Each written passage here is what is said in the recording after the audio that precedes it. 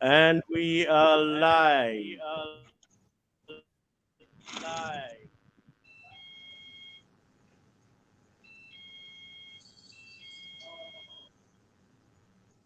Go ahead, sir. We're live. Good afternoon, everyone. It's nice to have you all here. You're welcome to the page of Nigerian Trumpet Guild, which is a affiliate chapter of International Trumpet Guild. My name is Abiodun Adepi, and we started this series of teachings and training last week. This is the second session. We had our chief chaplain, Mr. Jimmy Udulami. He taught us how we can use the trumpet as an instrument of worship. As you all will agree with me, the trumpet playing has become an industry by itself.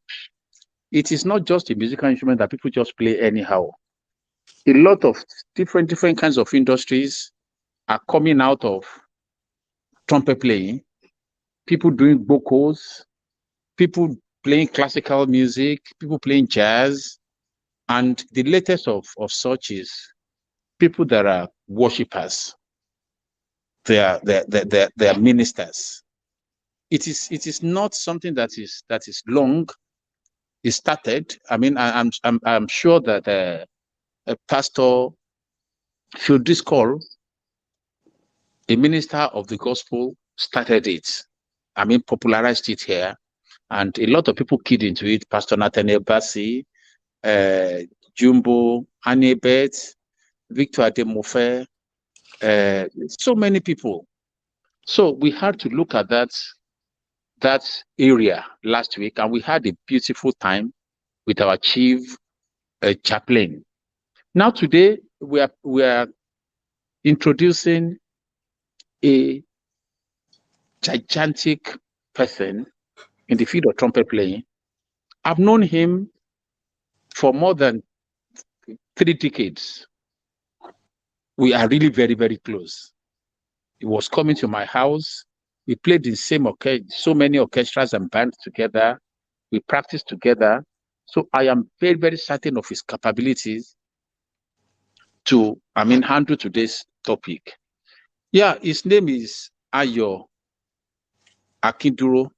Ayo Akinduro was when I use the word area boy, I don't mean in the negative sense of it. He's a man about town. When he was in Nigeria, he was at Muson. He was in every church, Redeemed Cathedral Church of Christ in Lagos, local churches, and everywhere. And he was an extremely intelligent teacher. On our page, the WhatsApp page, which I encourage some of us to join, all of us to be part of, one of us, Anu Asawuye, actually gave credence to how Ayo Akinduro actually acted as a father to her when she was at Muson. Anu is a very good trumpet player too. And for Anu to say that, we know Anu to be a very sincere person. For Anu to say that, it shows that Ayo is really the kind of person that we think he is. So without wasting much time, I want to present to you Ayo. He's been an experienced, as I said, he's been an experienced orchestra player, studio recording person. He has followed reggae bands, jazz bands, Afro bands, high life bands, church music band to everywhere, to South Africa. So I'm very sure that everything we need to know about the art of trumpet playing is here to teach us. So sit back, get your instrument ready, and you can be sure that whatever that you want to know within the context of the topic that we have today, Ayo Akinduro will do justice to it. So thank you so very much. So Ayo, over to you. Yes, sir.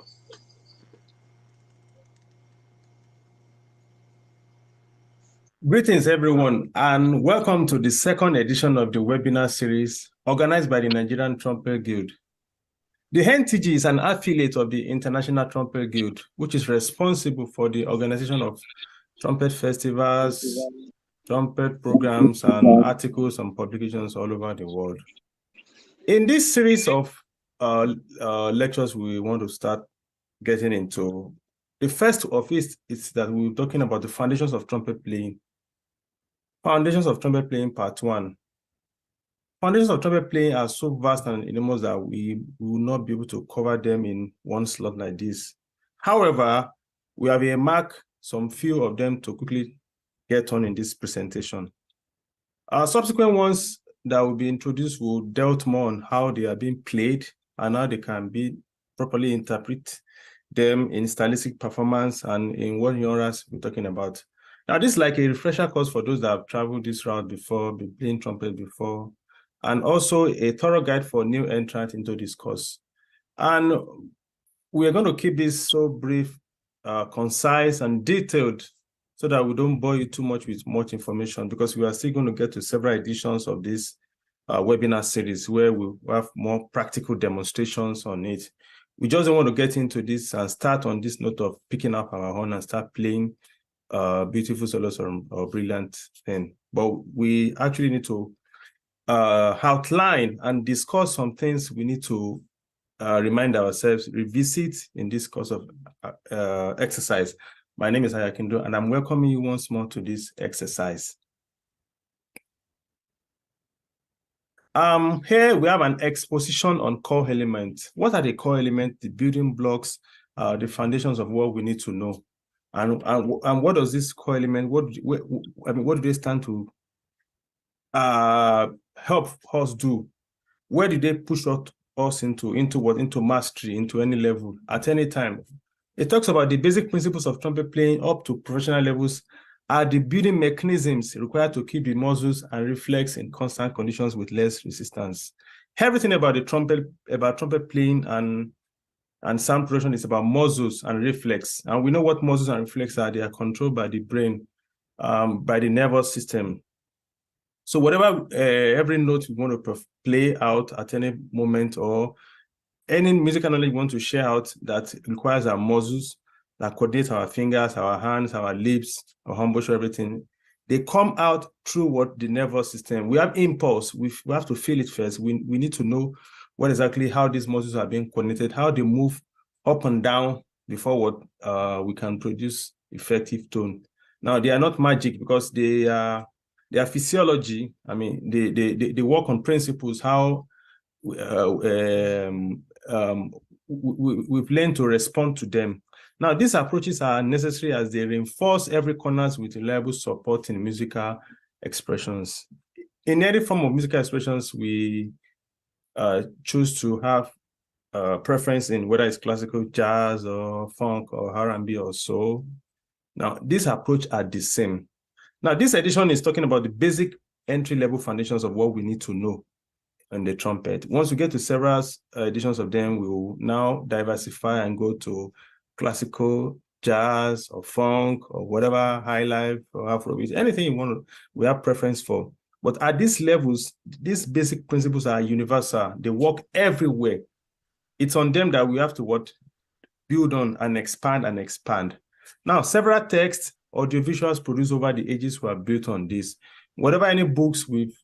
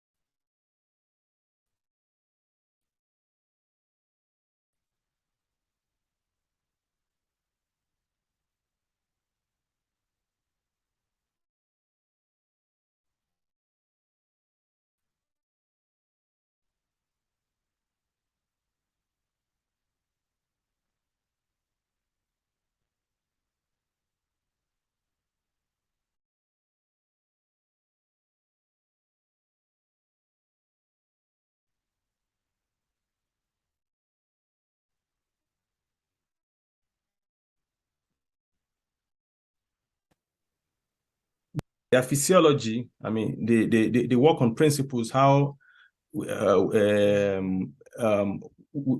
learned to respond to them.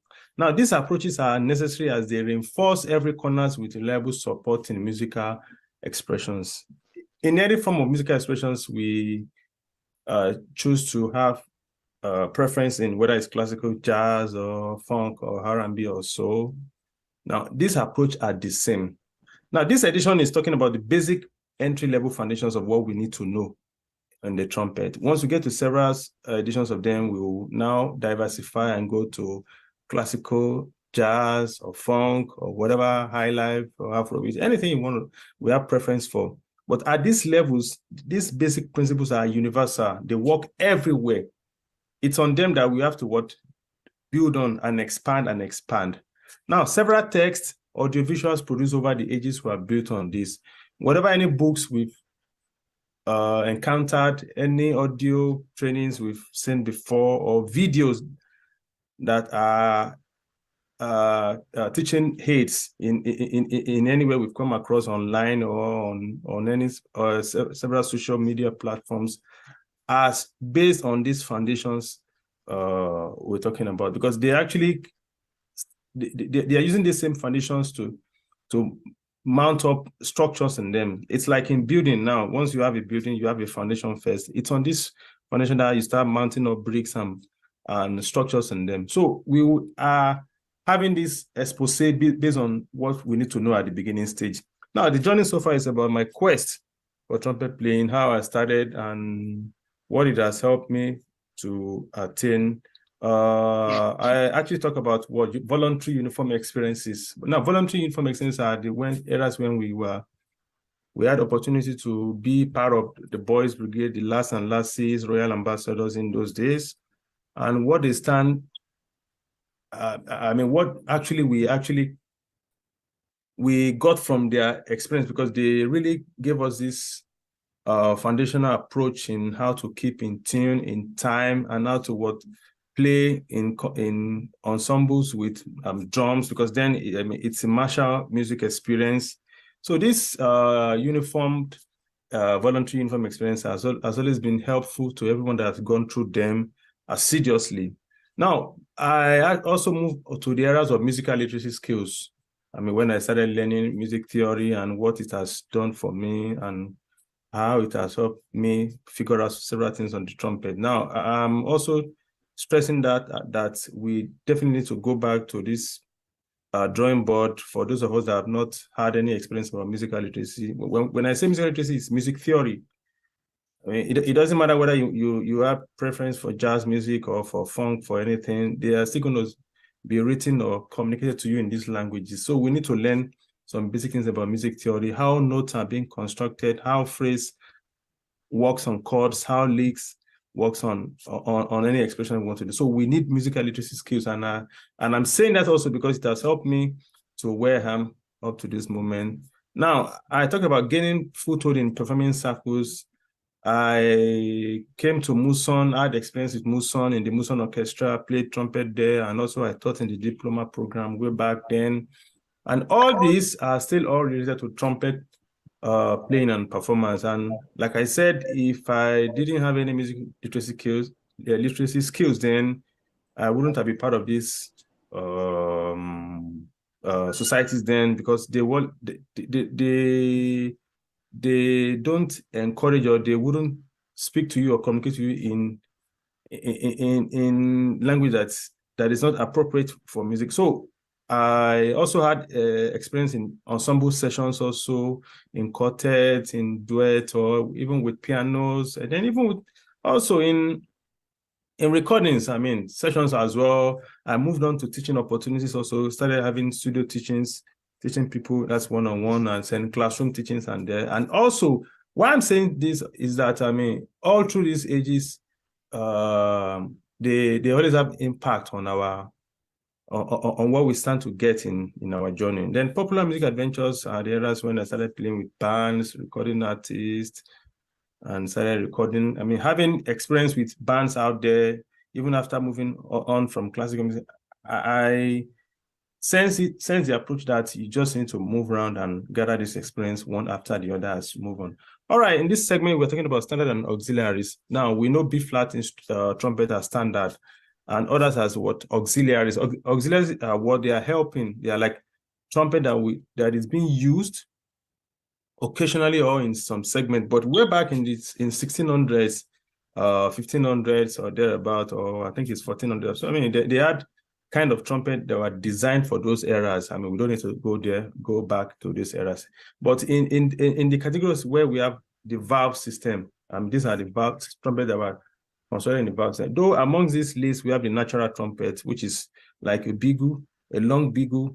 It doesn't have valve. It has keyholes. It has 3 to 4 keyholes.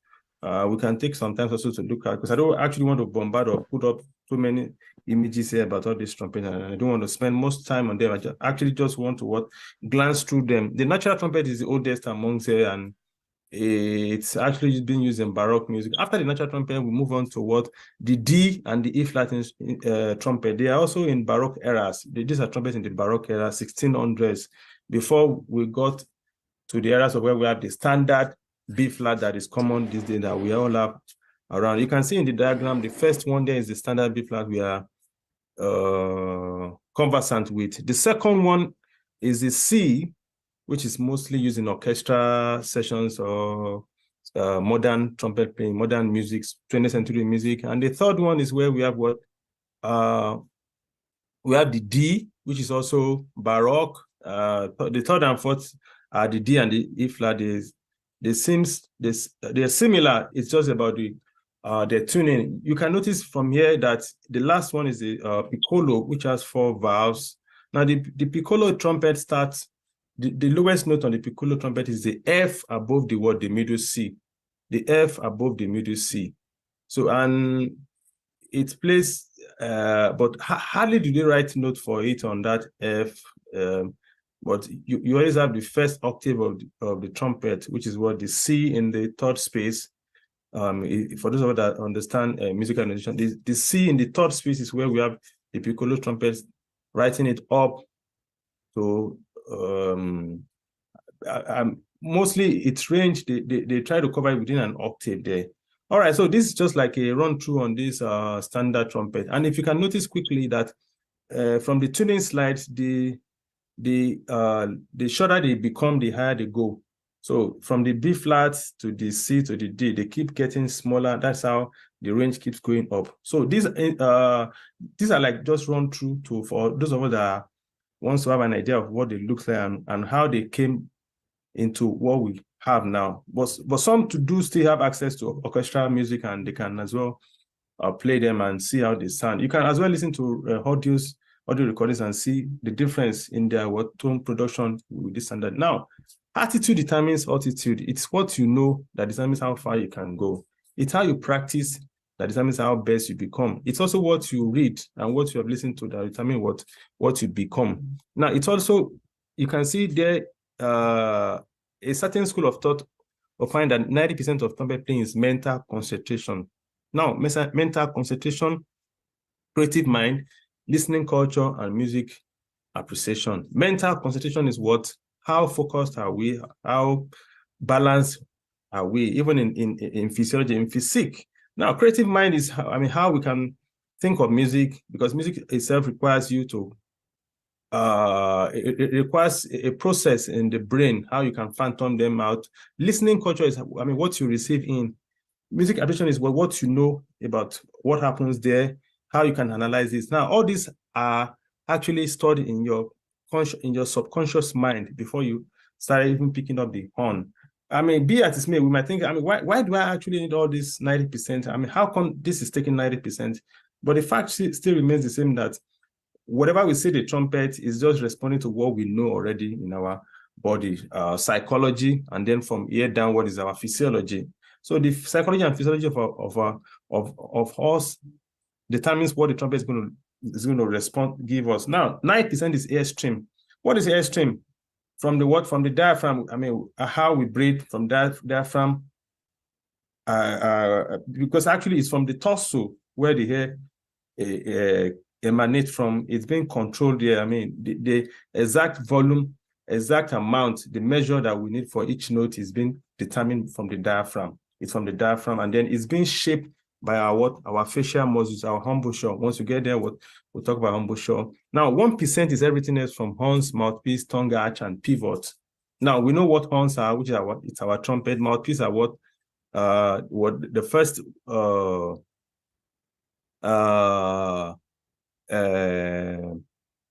mouthpiece has always been what we are first introduced to start working on. Sometimes, I mean, we do lip buzzing on the mouthpiece or whichever way. Now, tongue arch and pivot are might seems new or not too common. So, but they actually gives us idea of how the tongue moves up and down when we're playing low notes, when we're through our vowels, because we definitely have vowels also in trumpet playing, as we have vowels in speech and I mean consonant, but we have vowels, the ha and then the he as it's going up, ha for lower note, then he. Then pivots are what? How does the facial muscles shape itself in consonance with the hair stream that is coming here to produce a certain note? We're still going to learn that. Definitely, these are like the entry level. I mean, we want to outline this out now. So once we go to this segment where we want to practically demonstrate these things, we'll surely gives you, I mean, what they will sound like. Okay, breath and attack.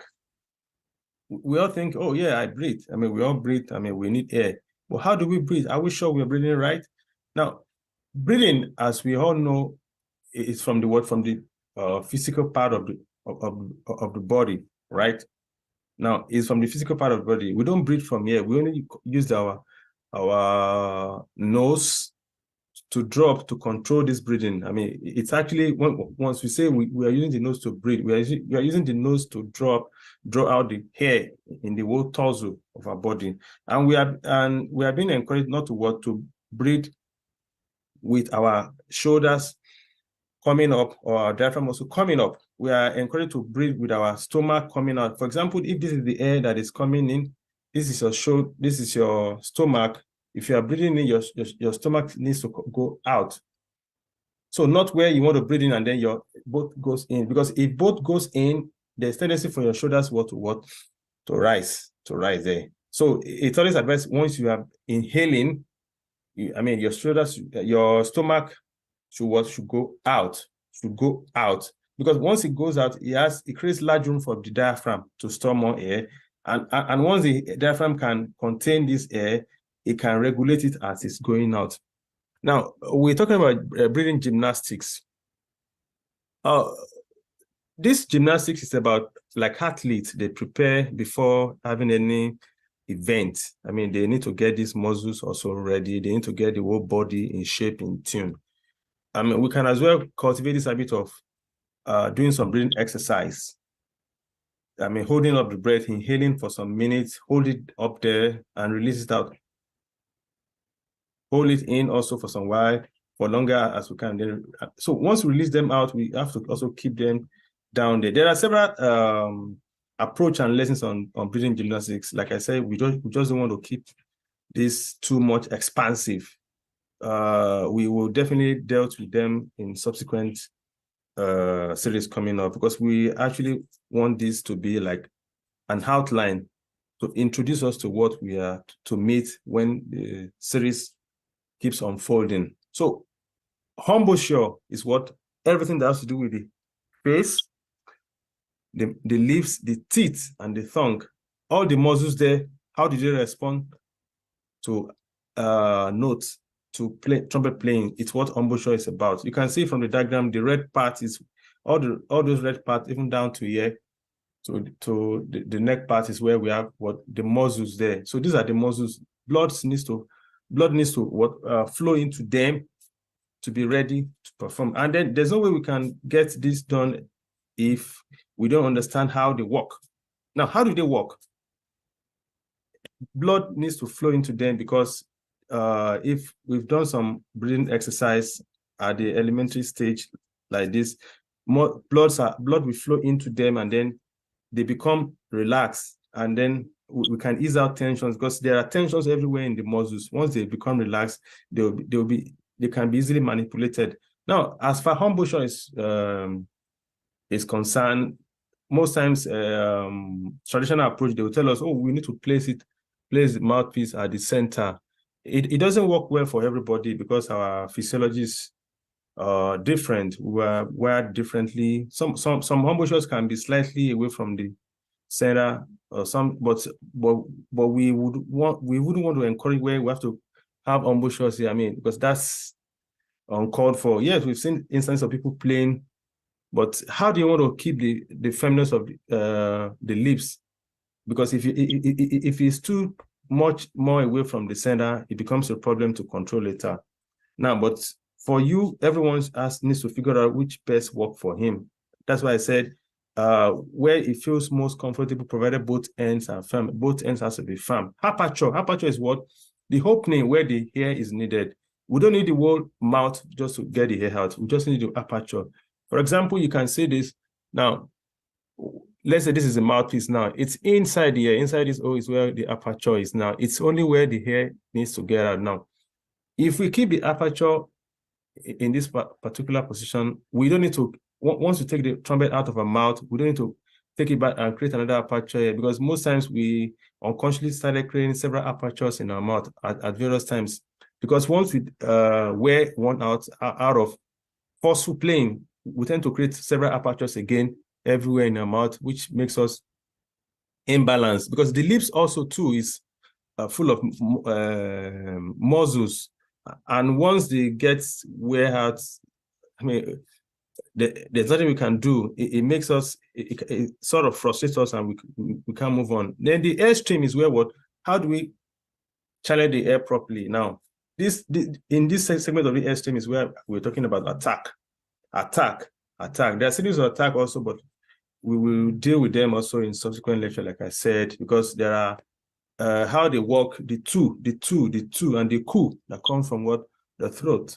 And then also there are how they go in, out, and then we have the da. We also have the da attack, the tu attack, the ku attack. Subsequently, we'll deal with them by practically demonstrating them. Now, where the attacks is linked to the airstream is where we want to quickly emphasize is, before we attack, before we play a note, we must always ensure the embouchure and the aperture are set on the lips, because most times we release the airstream before the embouchure is ready. Now, it looks so strange that how will the embouchure not be ready before the airstream? We need to keep the mouthpiece placed on the embouchure and ready already before we release the airstream. Because we find out that there are some situations where the airstream is coming and then we want to meet it with the mouthpiece. It doesn't work that way. I mean, we can't get a firm and strong attack comfortably, and it's also what gives us a wrong landing at any moment. Oh, vocabulary and intonation. In this segment, we're talking about the vowels. Remember, I talked about those vowels we use in trumpet, the ho, the he, and then the e that goes up there. The ho, which is like saw. So we will definitely do some demonstrations later and show how where. But even without showing some demonstrations, we already know when we say saw. I mean, it's actually coming down. Then the second e there is what the mid range. Then you can see the I, which is like B, E. That is saying B, big. So now that I there is where the vowels we use in playin upper registers. We take cognizance of that also. Now, first group of notes in the middle registers down to our firm embouchure family. Once we place the horn, once we get engaged with the trumpet, we have been advised, so that because it's still fresh and the muscles are still waking up gradually, we are always been advised to start from the mid registers and then play some exercise downwards towards like the middle C, and then to like the first octave. So if we can do that back and forth, we're trying to establish the embouchure at a particular base. So then as we go on, once the lips are getting firm and the aperture is getting strong, we can it helps our intonations and makes us play comfortable and conveniently. Now, pivot helps vowels and intonations. What are pivot? Like I said earlier, that we'll talk about pivot. The diagram here shows what the pivot looks like. It means that for certain notes, they require the ha. For certain notes, they require the E. And then for some high registers notes, they require the E, which is up there. So we'll talk about the pivot once about to demonstrate and show. So because if we don't stretch this out now and we get to the sections where we want to practically demonstrate them, we might have too much time to be going back and forth and be explaining this, explaining that, and why we need to do that. So this series is about a need to know basics. What do we stand to know first at the elementary or entry level? Because most of us think, oh, I think I've been playing for long. I don't need this, but we get to some point and then we got stuck, and we need just to go back. What am I not doing right? Well, how am I approaching a particular note? I mean, and why is it not coming out the way as expected? All right, technicalities, conceptions about etudes, tutors, and studies. All right. Let me quickly stress that on books, etudes, tutors, they are so numerous and so massive, and we tend to see these books as, oh, I don't want to play classical music. I don't want to sound like a classical player. I want to play other kinds of music. Fine. I mean, it's preference. It's not by it's not mandatory. We have to play a certain kind of music. But what these books do to us at rudimentary stage is that they help us get some discipline. I mean, we don't definitely need to play the book from page A to page Z, but at least if you can take the pain and the tenacity to play these books to some certain levels, and then if you can get some foundation, we can as well diversify and go to which areas of interest or musical preference you want to go to. But I will strongly advise us to go and check these books and attitudes, and most importantly, let's seek the help of people we know and have gone through this thing, because they actually we also need guides, so that we don't keep doing them wrongly. Because another thing is, doing writing wrongly is like doing it wrongly totally. And it's of no use, like I said, anymore in contemporary to dwell so much on them. We are not going to advise people and say, oh, this book, you have to play it from page A to page Z. I mean, the world has moved fast beyond sticking to orthodox style of learning. I mean, learning is fun. Learning should be fun, should be entertaining and encouraging. It should not be like a hard nut to crack. And most importantly, we are grown up, and it's sad and it's appalling for us to start talking about this at this stage when our muscles has already been shaped.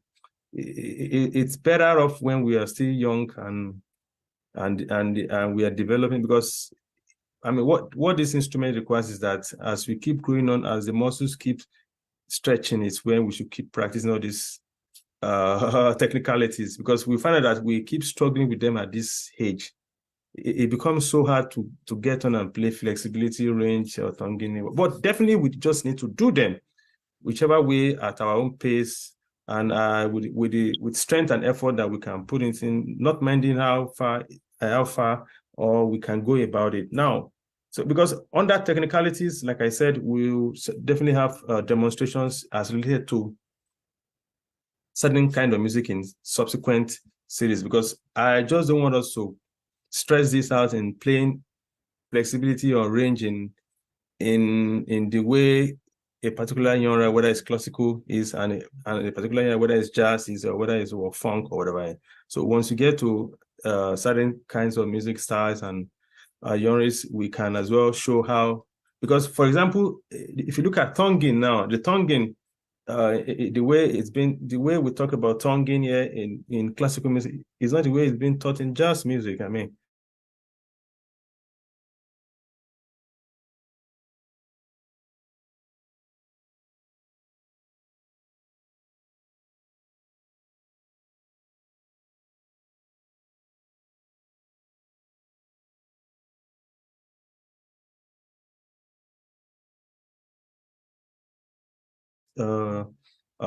segment of where we're talking about jazz, we're talking about classical music, we're talking about funk or anything, we will definitely fix them out.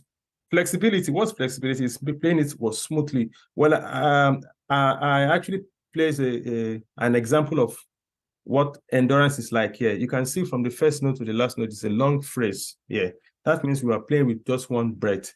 And remember, we talked about breath and attack. If we've not been doing our breath work efficiently, we'll have issues playing endurance. We even have issues playing what flexibility, because what is flexibility means that all through from that first note to the end of note, they need to be smoothly connected. When I say smoothly connected, that means without break. We can't breathe in between, and the lips has to be ready for them. So you can definitely see that this is in progression from what we're talking about breath and attack. If you don't take care of those breath and attack, we can't get to technicalities here. We'll definitely get to here and then keep going back and be fixing an old problem. So that is why this segment in this series of lecture is talking about this rudimentary stage of what do we need to do first before we get to technicalities. I just don't want us to get into this webinar series and just from the first day and pick up the horn and start playing. Yeah, it's very easy to start picking up pages on particular or picking up trumpet and start remembering the solo or a phrase or a lick on a chord and start saying, you know what, let's just do this out and play it. But if we play them and we are playing there wrongly, what outcome does it give to us? And then the body is conditioned in such a way that once you practice wrongly or you learn something wrongly, it sticks to you, it becomes part of you. So, and it takes enormous effort to undo that. It takes stress, it takes doubled action, because if you are using a certain kind of effort to get it in, you use a doubled action to get it out of the body. So you can see why we just need to be patient and learn these things stage by stage, little by little, until we get to stage where we have to talk about technicalities. We have to just go back to the drawing board. It doesn't matter. We might have been playing for years, for eons, for ages, but these are things we just need to go and revisit. We actually don't need to dwell so much on them. We're not going to spend so much energy on them, but we definitely need to pick out some of them and dig out some of them that we definitely need to check as quickly as possible. And again, as related to musical preference, because I want us to keep this segment free of whether we are addressing a certain genre, a certain styles, classical or jazz. This is just strictly trumpet, no more and no less. So to get to stages where it pertains to classical music or jazz music, we surely do what? Talk about how thumbing is being done there, but endurance is always the same. It doesn't matter whether it's classical. Endurance is what? Having the stamina from a particular point to another point without breaking it. Of course, sound and pitch intonation is about accuracy. And most times, why we actually want to talk about sound and pitch is that the music is we might think because we have air into it and we press a certain valve and that is a certain note. It doesn't work that way. We must hear it before we create it. If you can't hear it, we can't create it. That is how it works. The trumpet is not an instrument that is designed that a certain valve, a certain compression works for a note. On a particular compression of a valve, there are a series of notes laid in there. So how do we learn how to keep this intonation in our head? So if we don't have it in our head, we can't play it out. That's just logic. So as times go on through, like I said, in our attitude and altitude, our listening culture, this ingrains some of these notes and how we perceive them. So because once you have it in there, it becomes so easy for us to practice and approach as times goes on. Now, practice and performance, long notes in pivot and why. So why do we talk about long notes in pivot? Now, before I even talk about pivot, I actually want to talk about long notes. There are a series of books also, and I'm trying to restrain myself not to say, oh, let's go and check this page, let's go and check this book until we get to the stages where social person in this webinar series and it will now say we are working on this particular, because I just don't want us to have tons and millions of books to hard not to crack, because it doesn't want it anymore.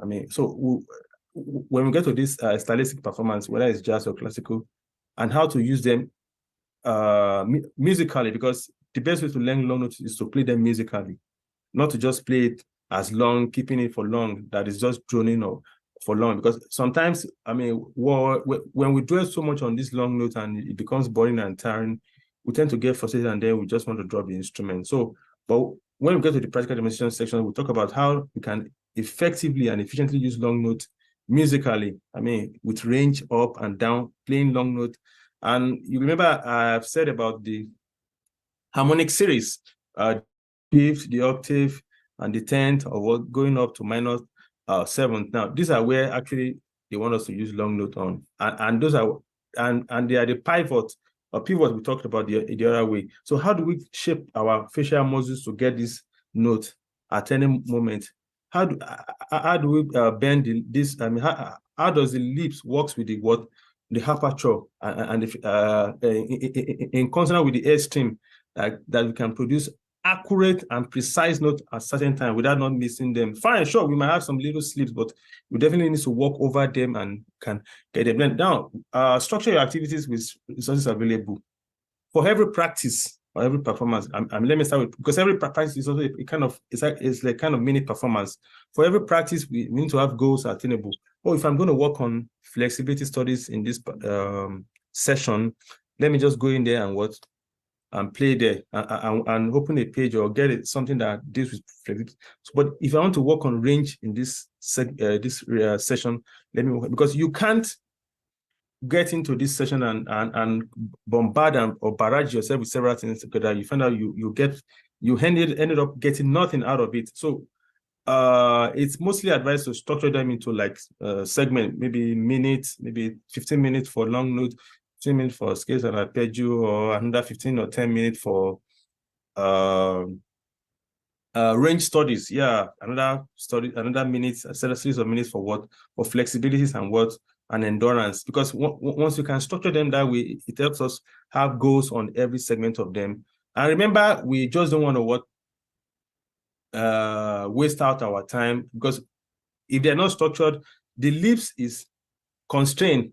After some while, we get tired. We might not get tired physically, but the lips are already worn out. So if they're not being structured, the lips don't cooperate anymore, and then we lose that at the end. So now I move to warm-ups and tuning. The trumpet is a wind instrument which requires acoustic ambience of any place we actually want to work. Once you get to a place, we don't tune immediately. We need to warm up before tuning. So you can see that we don't tune and warm up. No, we have to warm up before tuning. And why do we need to warm up before tuning? Is that once we get to a place, we need to first acclimatize our body system to a place. Once we acclimatize into our body system to a place, then we can as well start tuning. Once we tune, those are the times when we can work. Have reasons for us to get this done. So once we tune, it's very easy for us to continue. So warm-ups and tuning, like I keep saying, we just definitely need to warm up before we tune. Once we get acclimatized into the environment, that is when we can tune properly, because by that time, the trumpet is is made of metal. So, and they respond to environment before we can start getting slides out to tune. And sometimes we don't necessarily need to tune to the piano. We'll surely need a tuner, this small tuner to get on, to keep ourselves first in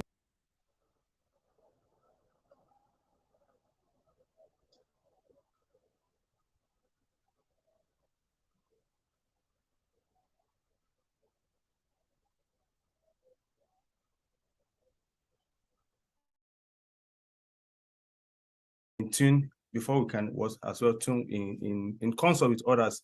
Now, I also talk about stay hydrated and manage your water keys syndrome. Most times we tend to forget that the body structure, the physiology needs to be hydrated. Everything that has to do with hair requires us to show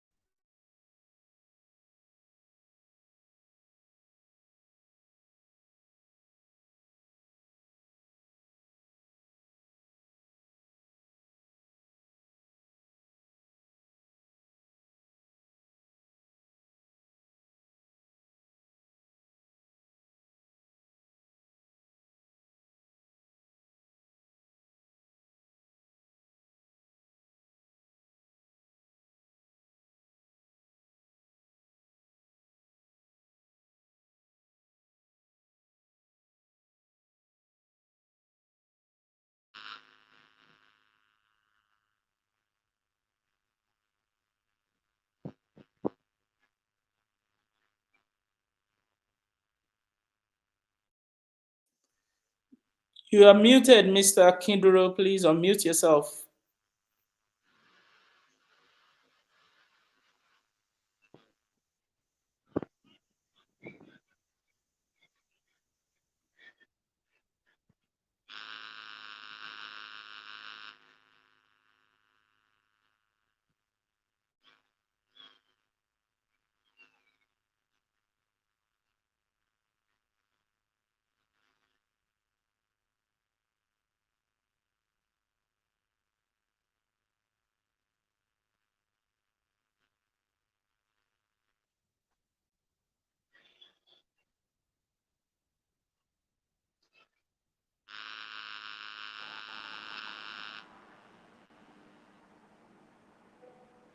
Hello, everyone.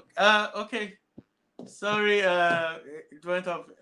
We'll come back just right in a few moments' time. Can you all hear me? Yes, I can hear you. Okay, so Ayode, you can take it off from I here. can hear you. In the meantime. Yeah, you can take it off from in the meantime, sir. Yes, yeah. Before But we you are come back, muted. yeah. You are muted. You need to unmute yourself.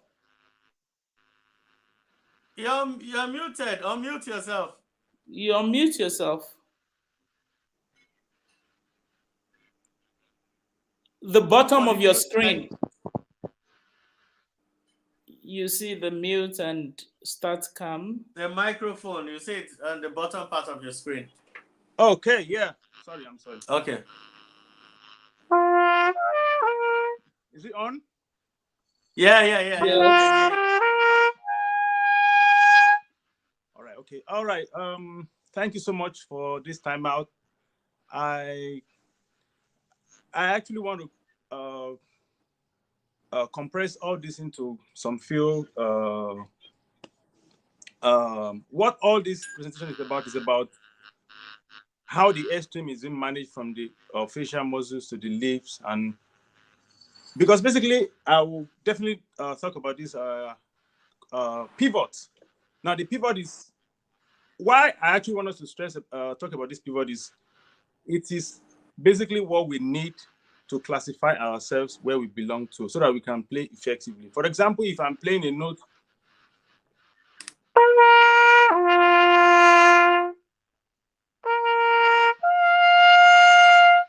it's actually because I know what pivot I belongs to. Yeah. So now and because I understand how the tongue is hatched, and also the vowels, how they works. Now, if you can recollect in the diagram, I talked about like 4 of those vowels, but basically they're like 3. The first one, which is the ha, which is from the C.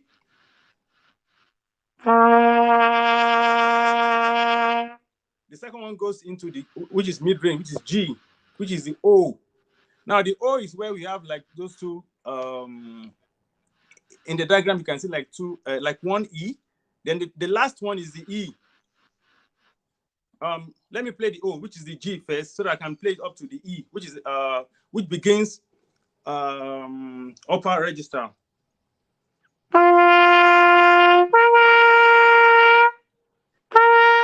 This is the E for the register. Then there's the I, E, that keeps going up. Now, what we need to know about this vowel is that for us to play, whether range or flexibility at any time, these are the vowels we keep thinking about. And any kind of intervals, whether no matter what lips, we think in these vowels, and then we can as well use where we belong to the pivot, because I will expand it on the pivot because that is best form to explain this vocabulary and placement. All right. So if I'm playing a note like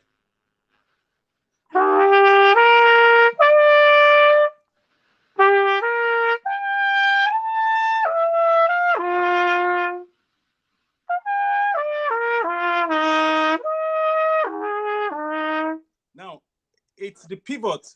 Now, what do I mean by the pivot is this is your upper and lower lips inside the mouthpiece, right? So there's a percentage of your upper and lower lips inside the mouthpiece that works. it's not 50-50. There's nobody that has 50 up, 50 down. As I'm placing the mouthpiece here like this, there's a certain amount of the upper lip that is in and a certain of the lower that is out. Now that will now determine how I can as well ascend up.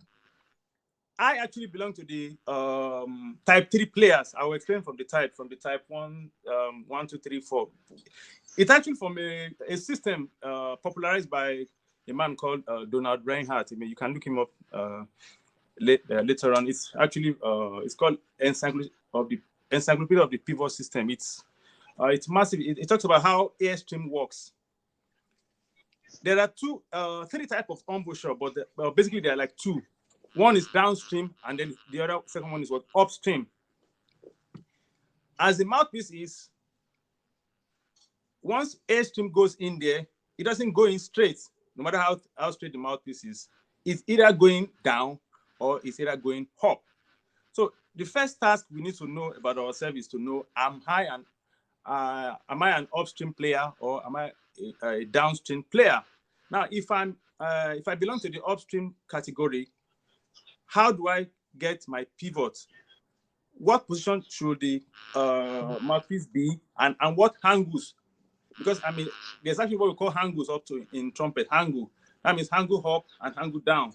So that would definitely make us to play notes effect. I mean, because once you get to flexibilities to play a particular note, and we are using the wrong pivot for it, it won't work. If I have to play a note, because I belong to the 3, I will come back and explain the 1, 2, 3, 4. But let me just show you one example of what the pivot I belong to, which is a pivot 2. There's 2 pivots, but there are type players. Let me break it down again.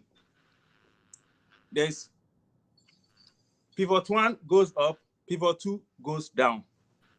Now, pivot 1 means those that, for them to play a note from, let's say, from C to G, their embouchure needs to go up. Now, if their embouchure goes up, that means they are downstream players.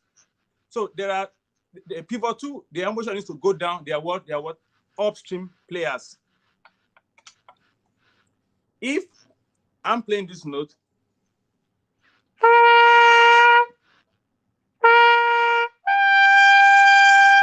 now from this B flat concert to G, I'm actually trying to tilt it down a little bit to get that note.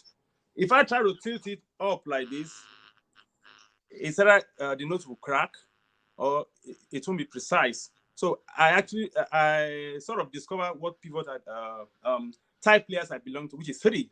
Some are in 4, and some are in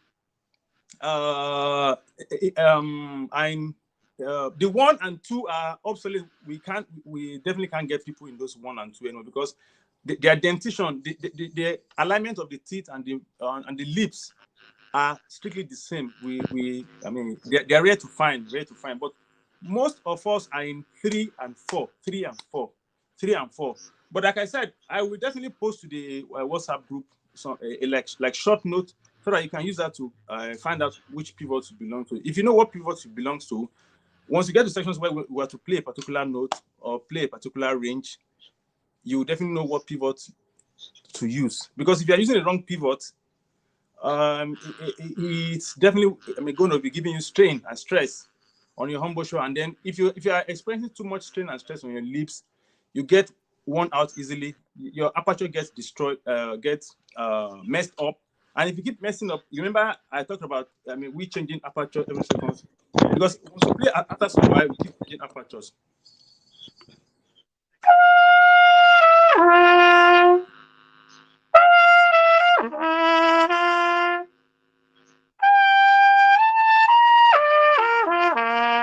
Now, if you notice when I'm climbing, I'm down, I'm sort of playing those notes down, my bell will definitely be going up. If I'm trying to climb up, my bell will definitely go down. It's clockwise, other way around. Because I belong to the 3 type. Now, let me quickly just go back and explain this to you, so that at least I don't keep keeping. I don't keep in shades. Now, first, there are 2 types of pivots. Now, pivot is in your lips, if you have to play a note from C to G, do you tend to switch it up, or do you tend to take it down to get that note? So the players in pivot 1 categories are the ones that take it up. 2 down. Second category, pivot 2. But type players is another category. Now, like I said, I spoke about 1, 2, 3, 4, but don't let us worry about 1. 2s are like the duplicate of 4. They are duplicate of 4. So, but 3 and 4 are the categories where most of us belong to. 4, I mean, if 4 are the players that you see them, they can't hold on to the trumpet straight like this. They will always be playing straight like, I mean, pointing the bell downwards like this, because that's the best way they can get up. Now, what I mean is that the 3A players are the ones that has like 50% or 60, 65, 70% of their upper lips in the mouthpiece. So they have, because we actually want to grade them into 100%. I mean, we want to divide into 100%. Nobody can get 50-50. 50 of the upper lips and 50 of the lower lips inside the mouthpiece. If you get 50 and 50-50 up in there, you will produce no sound. It's going to be here. I mean, it will be no sound. So that is why I said the first assignment we need to do on ourselves is to find out, where do I belong to? Am I a downstream player or am I an upstream player? Now, if you're an upstream player, that means your pivot must go what? Down. If you're a downstream player, your pivot must go what? Up. Now, let me go to the 3 and 4, because I said 1 and 2 out of it. There's 3A, 3B, and there's 4, which most people belong to. Now, the 3A are the ones where we have 50-60% of our upper lips in the mouthpiece. We have like 40 or less in the lower lips in there. So once they are climbing up, 3A definitely, once they are approaching a higher note, they will definitely do what? Wants to tilt it down, because more of it, the air is actually what? More of their hairs are what I need to go down for me to play that note, like I just did, from that C to A. I mean there, and then if I'm actually coming down, I need to tilt my horn angles to get that note.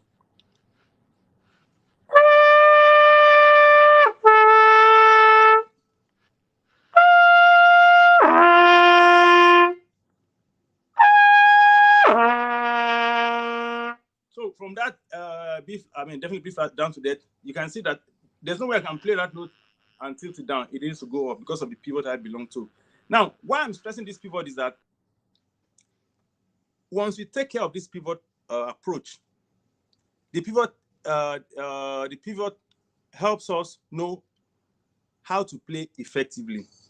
So if there's any passage or lick or anything we want to play, and I know I belong to 3A or 3B or 4, I'll definitely, if I see a particular note, these are the ways to, these are the angles where the horn needs to go. Because if you're not doing what pertains to the pivot or the type players you belong to, you'll be, I mean, it's like you will definitely be, I wouldn't say working amiss or using so much hair, I mean, extreme. And then you'll be straining the muscles and then also you'll be using the wrong vowel. I mean, because if I play a note from the mid-range, which is the O. Now, the O, like I said, is the mid-range, which is the G. I spoke about ha, ho, and E. Ha from the C, then ho, which is the word G, then he from the word the C octave in the word in the space. Now, the I that I showed in the diagram is where it keeps going on from the, let me say from G above the staff to A to B. You have the vowel you're using there is just the E, which is like saying big E.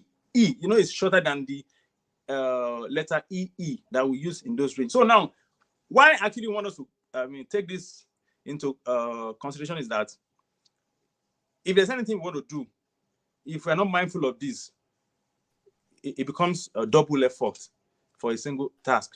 So it becomes a double effort to a single task. So the first thing I think we should definitely go and check out is, do I have my upper lip more in the mouthpiece, or do I have my lower lip more in the mouthpiece. So if I know which of them I belong to, then I'll definitely know what pivot I am attuned to. If I know what pivot I'm attuned to, then doing flexibility or doing any range exercise becomes easy for me. If I as well need to feel it and hear it first, which is mandatory. The second thing is to know, oh, I belong to this segment of type players. So then it becomes easy for me to execute them.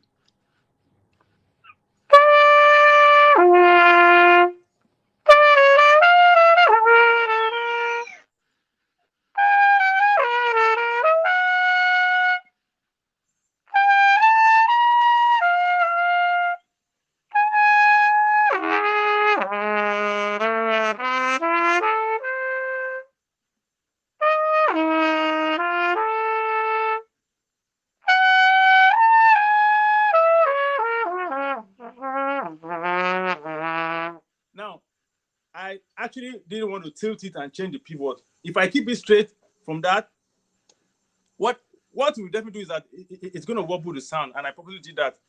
Why I probably did that is because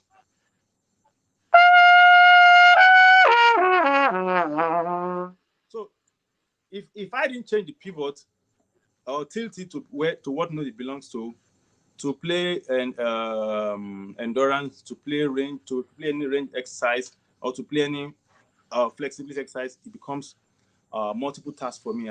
It's like I'll be using strenuous effort to get the little things done.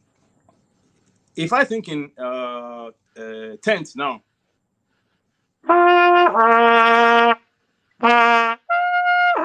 now octaves now.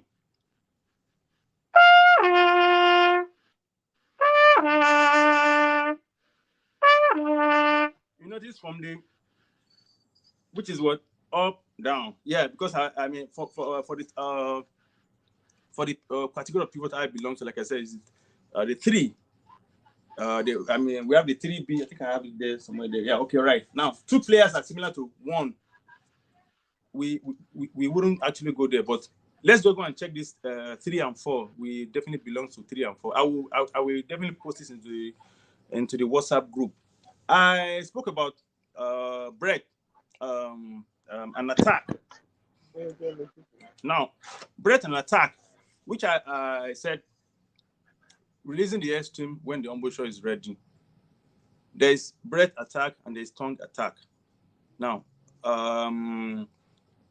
why I'm playing without no much here is that I've done something which is like preparation of getting the emptying the saliva in my cavity, buccal, in my mouth. Then I've ensured I've created an aperture there that is straight and working. Then also I kind of imagine the sound. Imagine the sound. I mean, how it's going to work. So once I've done those ones, and I know what pivot I belong to. So if I know that what pivot I belong to now, all this will culminate in how I tilt the horn to get, or in what angles it's going to work better for me.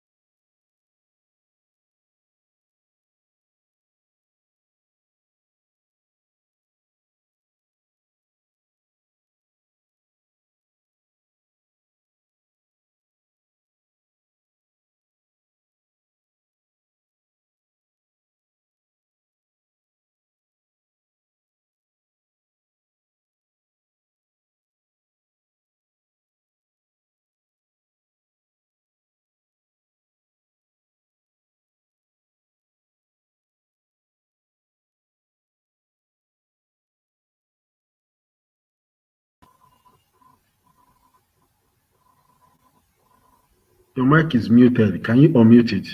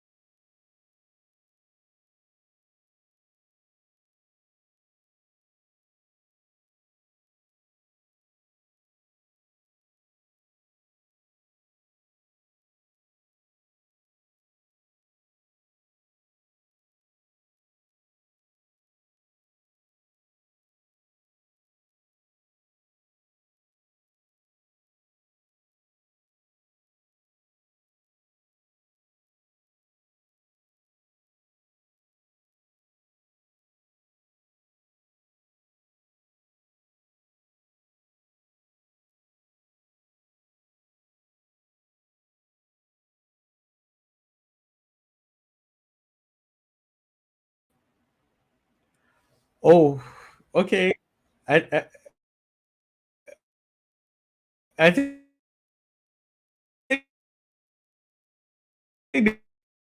there's an audio issue. Sound is disappearing from. In the comment section, if you can hear me, type a 1. If you can't hear me, type 0.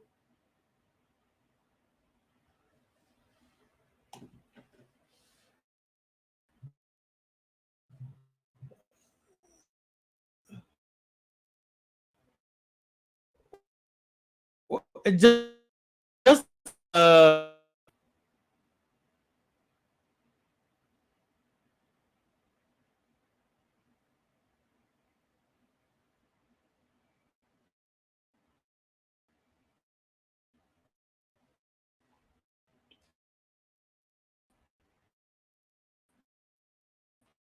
one. Okay, so okay, so obviously I can be heard. So I think it's from your own end, Mr.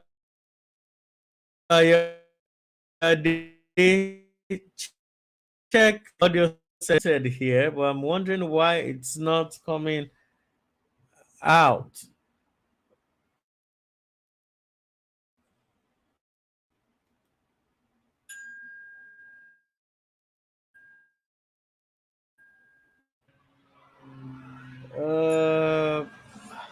Okay, I think, Mr. Ayode, I think you have to log out and log in again. Sometimes these things happen.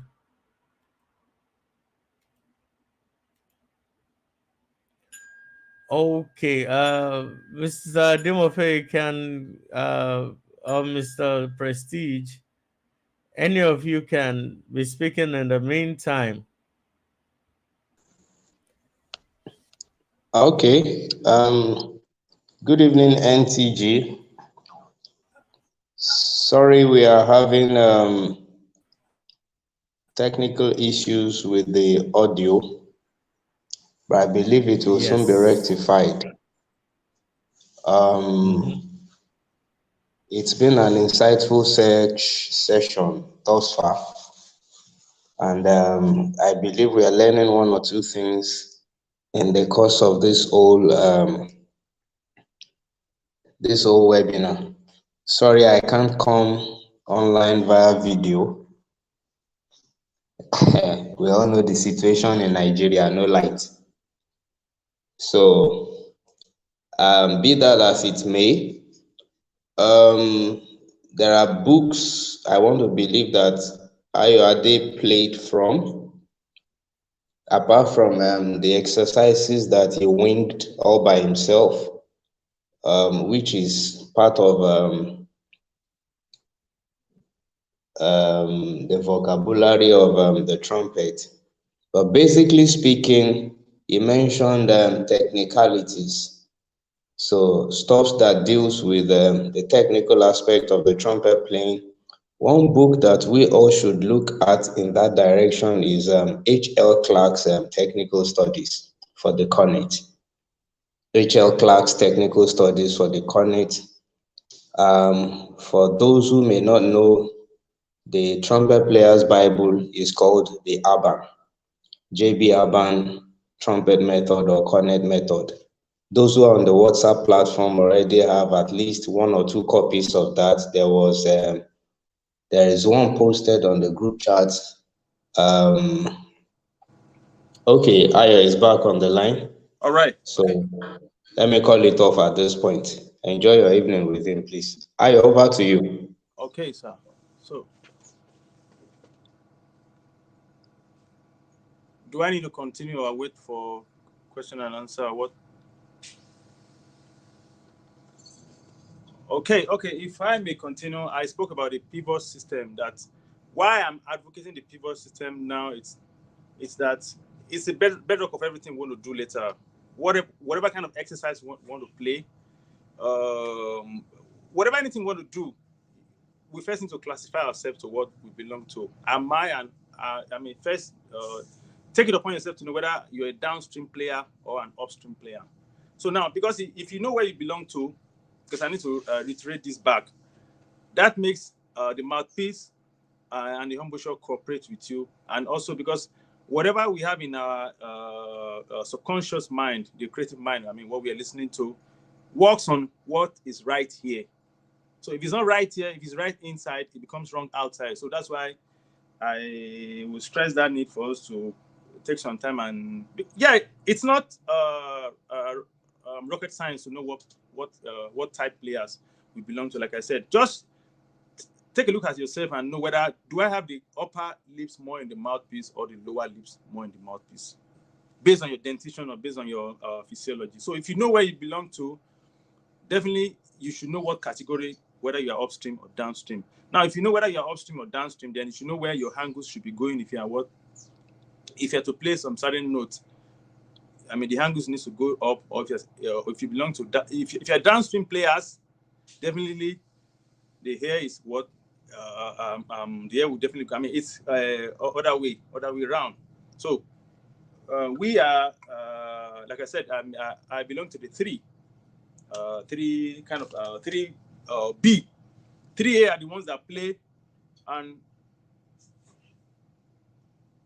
if they are to play from let's say from C to G, it's going to take them this way together. But from people to play from C to G, it's going to take them. Now it looks as if it's going up, but actually it's down. It's actually down. The bell is tilted down. Not the 3A are the ones that goes with the bell up, angles up together. Now 3B is now the 3Bs are like the 4s also, the 4As also. They will definitely be tilted down. If you have listened to people like Sergei Nakaryokov, he's this Asian trumpet player. You always see his trumpet is always facing down. They're those in the 4, and some couple of guys also. We definitely just need to go and look at maybe in the mirror or observe ourselves and know where you belong. Once you know where you belong to, you know when to tilt and when to what angles your horn goes and what angles it doesn't go to. Because if we don't talk about that now at the entry level, if you start talking about let's play this exercise, let's play this range studies, let's play this, and you are down and you are facing it up, it becomes something hard not to crack. And we've gone through that a lot, and it's still better we are trying to retrace our step back and know how to play, because then we actually think is the airstream. Not minding, we breathe from the corners of our mouth to suck air in. So we suck in air from the corners of our mouth. But if we are doing breathing gymnastics is from the nose, definitely we are not breathing with our mouth. I mean, in the breathing gymnastics section, I spoke about when the breath is coming in. I mean, the torso, the stomach needs to go out so that the diaphragm can expand. If you expand, by that time your shoulders won't be raised, because once your shoulders will be raised, you definitely have shallow breathing. Once you have shallow breathing, you'll be constrained to play. I mean, endurance will not work, and then range will be problematic. I mean, because you don't definitely have more space, more room. And once the air comes from the torso and gets to the diaphragm, the diaphragm can regulate it. Now, from the diaphragm to the embouchure, that's when you definitely need to know, where do I belong to? Am I a downstream player, or am I an upstream player? So now, whether I'm downstream, whether I'm upstream, then what type again am I? Even though I'm downstream, or even though I'm upstream, what type am I? Type 3A or type 3B or type 4? So these are just, I'm trying to summarize everything I said in the presentation. It's about this pivot system. Everything I did in this PowerPoint show is about pivot system. So once you just go back to the drum board and find out the pivot system, even without trying to play any exercise or anything, just check on yourself and pick up the horn and play some note and note. So if I belong to this pivot system and this pivot system says I should tilt down to get up, or it says I should go up, I should be tilt up to go down. Subsequent things we do in the exercise will become attainable. The only proviso, like, difference there is that those that keep their bells up and then they're you see them playing like this. So these are like, if you see Hugh Masekela, you definitely see him playing like this. Yeah, they are in those 4 categories. There's like 4B. Yeah, 4B. There are 4B categories. And I don't think we have much of players there in our country. 4B players. Yeah, we have 4A. I know we have 4A. People that, for them to ascend, they keep tilted down. The horn keep going down. In fact, they can't as well keep it straight. If they keep it straight, they can't attain the basic vowels.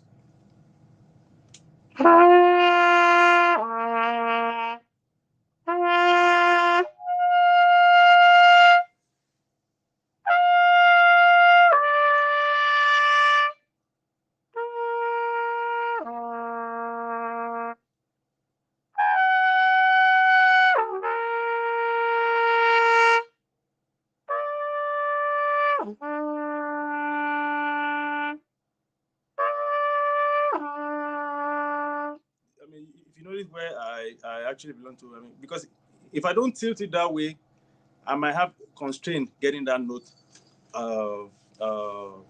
Because I'm hearing it once and then tilting it based on the pivot I belong to.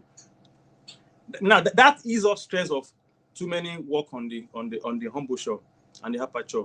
So if we start playing exercise or any range at any point now, it becomes so easy.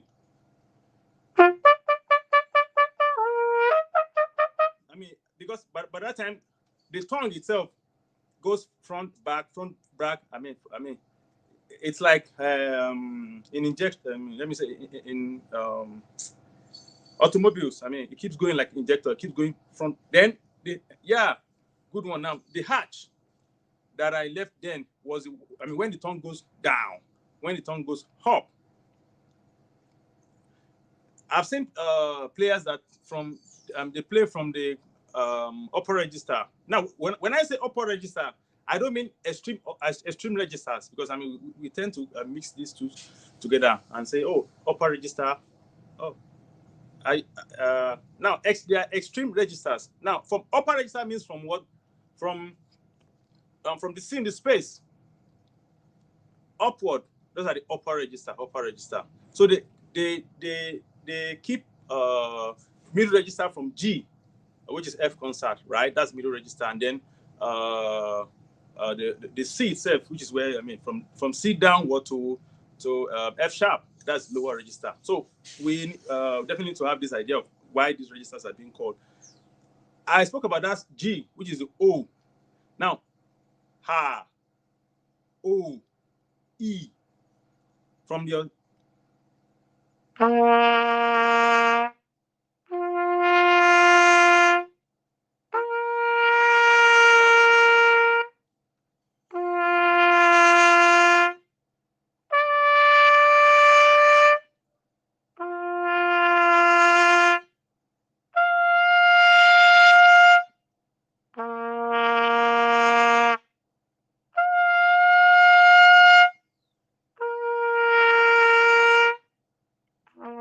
so why I'm playing this note in angles is that they show different vowels at any time. So in between them are what, I mean, if I can play a certain note with a certain vowel, every note in between them becomes so easy to attain because they actually comprise everything in between them. Now, if I play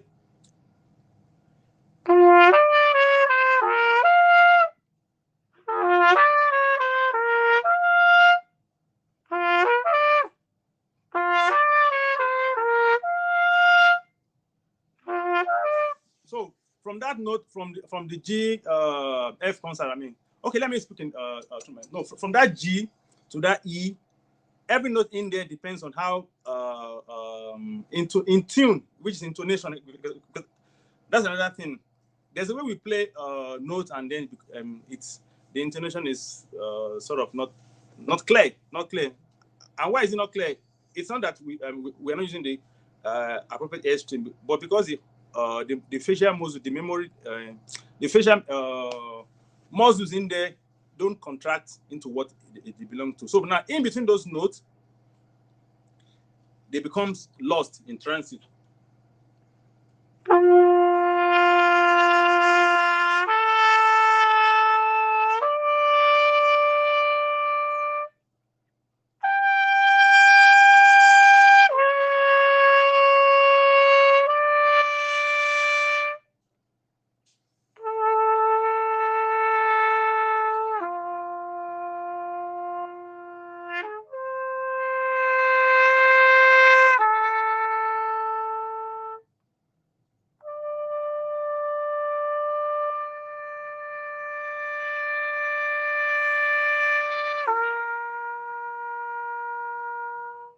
Now,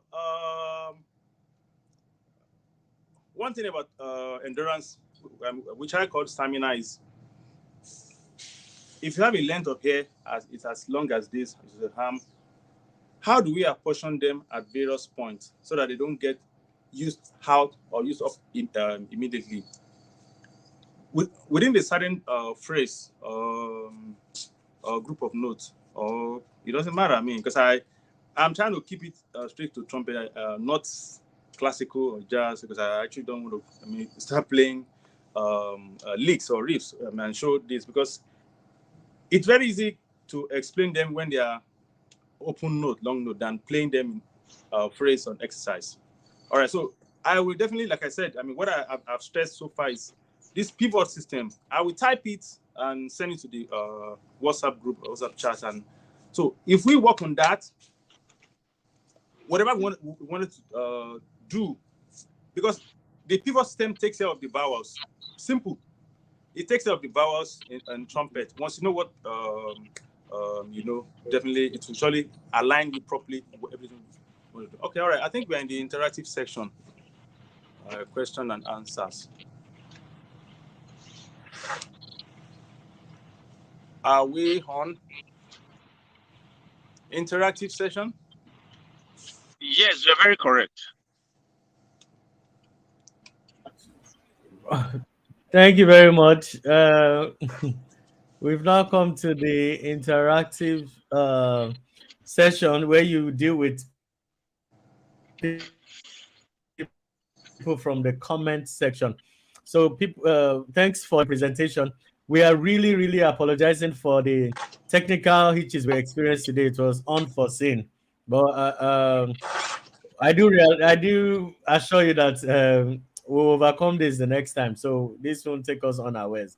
So I'll wait for Mr. Demo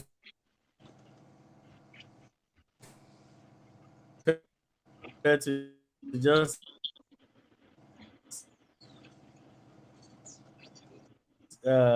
take it from here for you myself. So, Mr. Demofe, are you there? If he's not there, I can hold on for him. I can hold the fort for him. It's like there's a network issue around at the moment here. Mr. Prestige. Can you hear me? Okay. Can you hear me? I can hear. I can hear you. We can hear you. Yeah. Well, even me, I've been off and on because it's working day, and I had to enter so many offices. But of course, I really wasn't listening to what our presenter was saying. But I'm very, very sure that it is something that is really very interesting. So please, let's have questions, please. If you want demonstrations, if you want questions, if you have questions, please let us have them, please.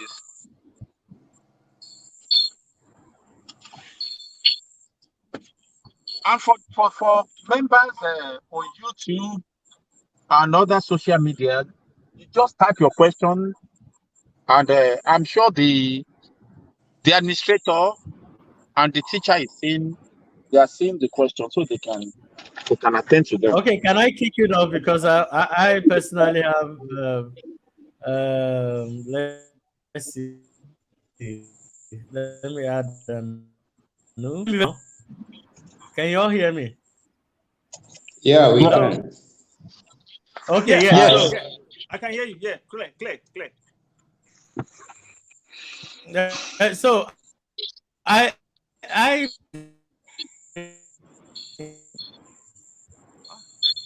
okay, so thank you very much, sir.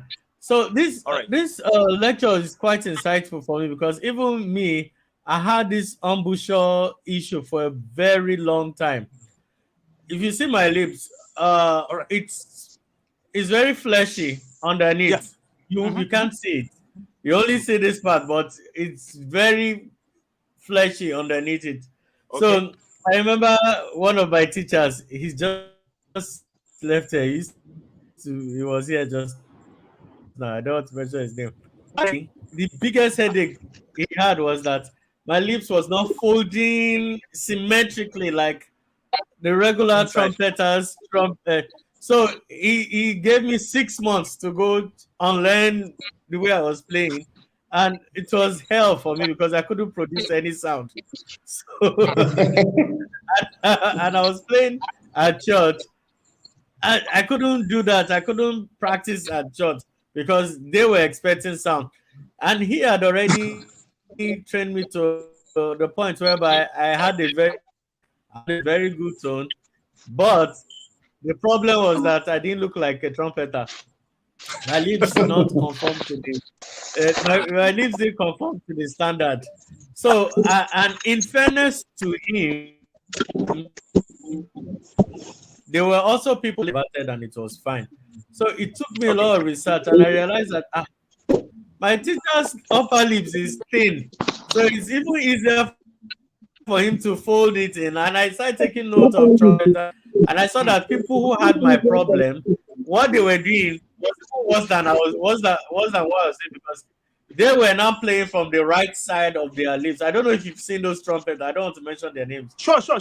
Yes. To make up for it, they were playing from playing from the right. And I made a vow that I'll never ever switch. I'll always centralize. But these upper lips, you're always going to see it because it's thicker than what your eyes see, So I was I saw it online and I was really, really impressed that you covered it because it's a problem most of us upcoming trumpeters go through. So you want me to say something about that? Okay. People are ready. Shegun Adedamola. What? All right. Oh, Ademola, sorry. What can Said, I yeah, I can read it. I do can see. Yeah. to have a good placement? That's the question, sir. You can answer it while we're live, sir. Sure. Quickly. Yeah. It boils down to that pivot because Mr. Oluwasegun Ademola, I don't know how what percentage of your upper lips or your lower lip go into the mouthpiece. That is very first thing you need to look up and check. So if you know which one works better for you, that if my upper lips, more of it goes in, or it's my lower lip, first identify that. Once you identify that, right? Like I said, I spoke about that downstream players and upstream players. So if you have more of your lower lips in the mouthpiece, definitely you are a downstream player. So if you have more of your upper lip in the mouthpiece, in the cup, because if I say mouthpiece, let me specify the cup itself like this. So if I have more of my upper in there, then that means the air is going this way. Because the teeth, if you understand the teeth, is that if you have it this way, the air will travel like this way. Now, if I have it this way, if my lower lip is more in the cup, the air will travel up. So first identify that, and once you identify that, that's when you actually know how the angles are. Which one? Do I need to tilt it down or tilt it slightly up? Conventionally, we have been taught to keep the horn straight, right? But during the eras when they wrote these books and tutors, they planned it based on their dentition. Then we are Africans. We don't have the same dentition that those that wrote books. We don't have the same dentition. So that is why I'm making it pragmatic, so that at least the ones that can work for us, we must know how our teeth are, because the two teeth and the lips, we must know how they tuck into the mouthpiece. So whether your hair is going up or whether your hair is going down. So if you know where your hair is going up, that means your horn needs to tilt down. If your hair is going down, that means your horn needs to go up to attain. He said my lower lips are more in my mouthpiece. Then if your lower lips are more in your mouthpiece, then definitely you are in the four categories and the twos. Yeah, the twos categories. They are the ones that are pivot two. Now pivot two are the ones that they are down, because if more of their lower lips are in the cup, definitely they will definitely need to do what? Tilt down, slightly, just slightly. They don't keep it straight. If they try to keep it straight, they won't achieve any result. They will be struggling. And if they keep struggling with that all the time, they will get frustrated. Because if you keep struggling, it's like you're using the wrong tool all the time. You're using the wrong tool to want to open a door. It will always be jammed. It will bounce back. So if it keeps bouncing back, like I showed then from that C to G, I said I belong to the three categories that tilt down.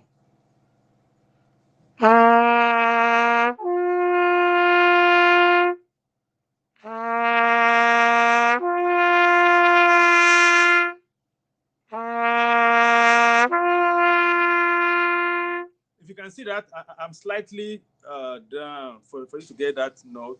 So because if I try to tilt it up, I won't get it clear. I might get it, it might be faint, not full sound, and it might be strenuous for me to do other things. I think I've answered that, right? If it needs more, like I said, I will send on that pivot system so that we can read it. Because actually, it's a book by Donald Reinhardt. It's actually it's an encyclopedia of brass playing. So, but it's actually voluminous, but we don't need the whole book. But I will copy it. I'll try and summarize the ones that is applicable to us. Like I said, we are Africans. I understand our dentition, our lips. So we are in the categories of the 3 and 4. We are not in the 1 because we can't have a straight teeth anymore. Based on Okay, our. sir. All right. Yes, okay, sir. We have somebody, Akinusi Olamide. Now he says, All right. why do some trumpet players sound hairy? I'm sure he's trying to say airy. So Okay, now.